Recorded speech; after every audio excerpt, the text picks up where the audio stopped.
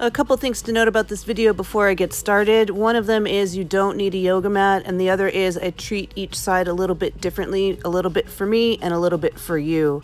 Step into Warrior One with the right foot forward. Align it as you're comfortable. I put my foot in front of the hip.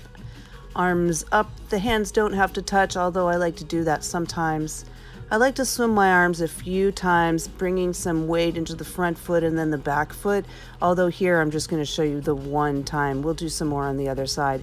Clasping the hands, again, try not to crank the arms straight. I like to use a strap or a towel oftentimes, and again, I keep saying again, that's so funny.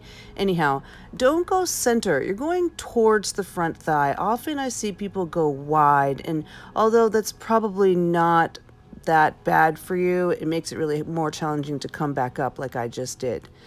Come back up, arms up above, move the weight onto the front foot and slowly start to peel your back heel off of the mat, staying in as much control as possible.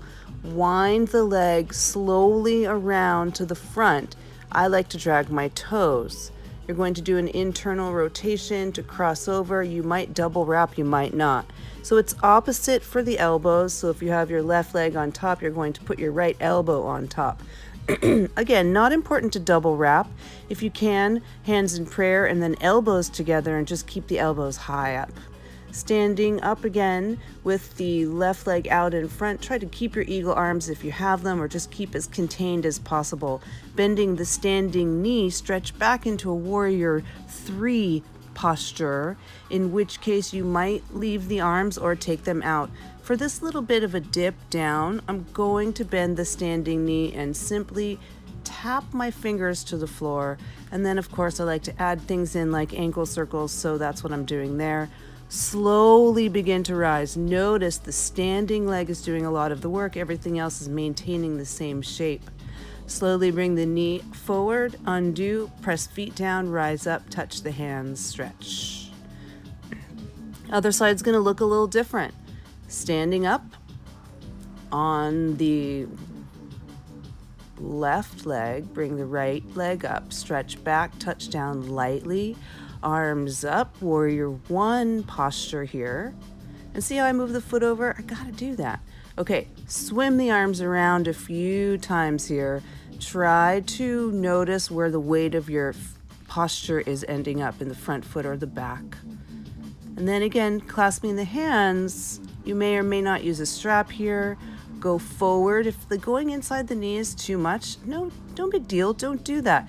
Put your chest near your thigh. You don't have to go inside as I am here. Maintaining as much control in the forward motion when you come up, just so you don't fall sideways. Arms up, arms wide like a bird. Move your weight forward, peel the back heel up. And I like to drag the toe, so there you go. That's another reason why not to have the mat, as if I said any other reasons, but hey, here we go. Opposite elbow on top. I like to keep the elbows about the height of the shoulders and press my forearms away. If you're going to do the eagle sit thing, it's like chair pose. Don't just dip the chest. Sit back with the hips a little bit as you come down. Slowly rise. Keep everything the same as best as you can. And keeping the standing knee a little bit bent to press up is helpful. Also to press back. See how I'm doing that here? Both knees are quite bent.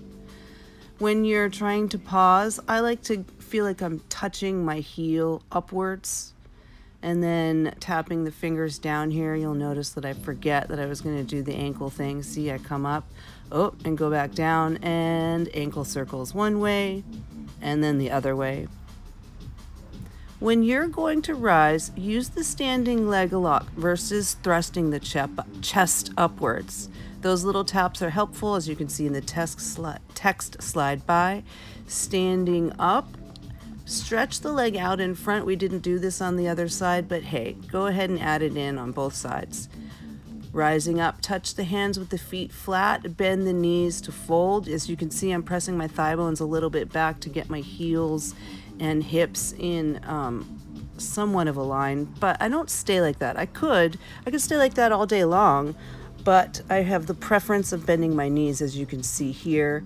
I'm holding my elbows. I like to hook my thumbs in my elbow creases. Bend the knees to rise up, touch the hands, hands to heart,